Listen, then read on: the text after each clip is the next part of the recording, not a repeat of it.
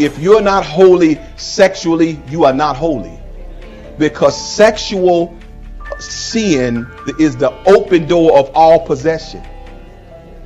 That's why Satan fights us sexually, because there's a natural drive that I taught this before that he taps into and overstimulates that drive. We begin to be abnormal in our desire. And when our desires become abnormal, that's lust.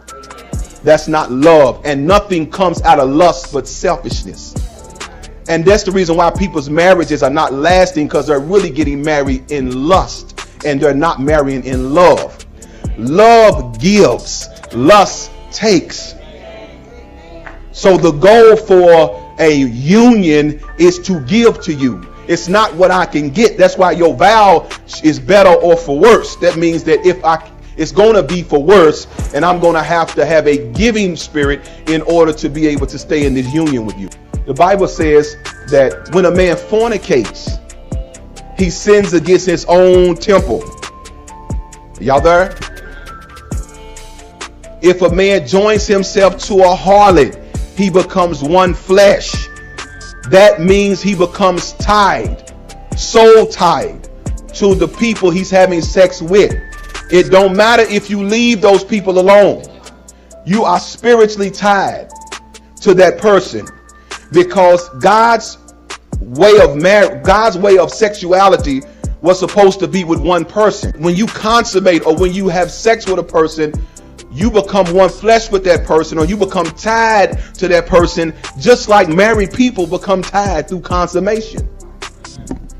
The more people you become tied to, the less of you can give to one person. You got what I'm saying? That's why usually prostitutes go crazy, because they have all of these ties to all these people and they become schizophrenic. Meaning they've received multiple spirits from the people they're having sex with. Are you there? So Satan's desire is to hook you. Say hook.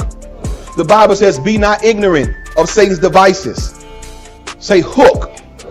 A hook is the same understanding as a fish. You put bait in the water with a hook on it, and the fish goes. The fish don't want the hook. The fish wants the bait. The bait draws him to bite down on the hook. In the natural mind, without the bait, the fish would swim by the hook.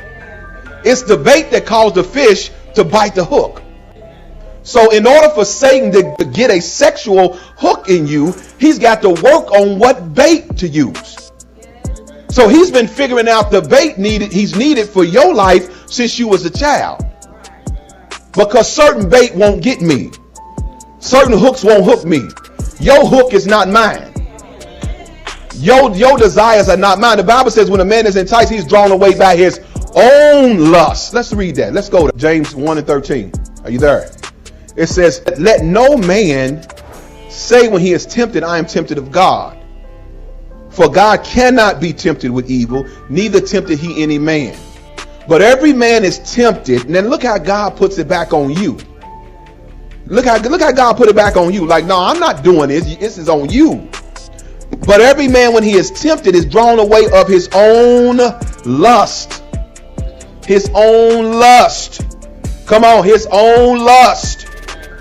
That means I have my own triggers of overstimulated desire. I can't blame nobody, because the Bible says it's mine. It belonged to me. You got what I'm saying? The goal in your life is to find out, what are my lusts?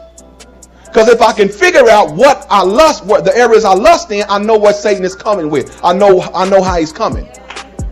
And knowing is half the battle. Many of y'all fall with the same person because you don't know the lust that you have. You fall over and over again because you don't understand your lust. Are you hearing what I'm saying? Now I know that I developed in the world. I understood that I had certain desires. And I knew when I came to Christ, I had to learn to stay away from. I'm not the type of person that thinks I can go around the stuff areas that I lusted in.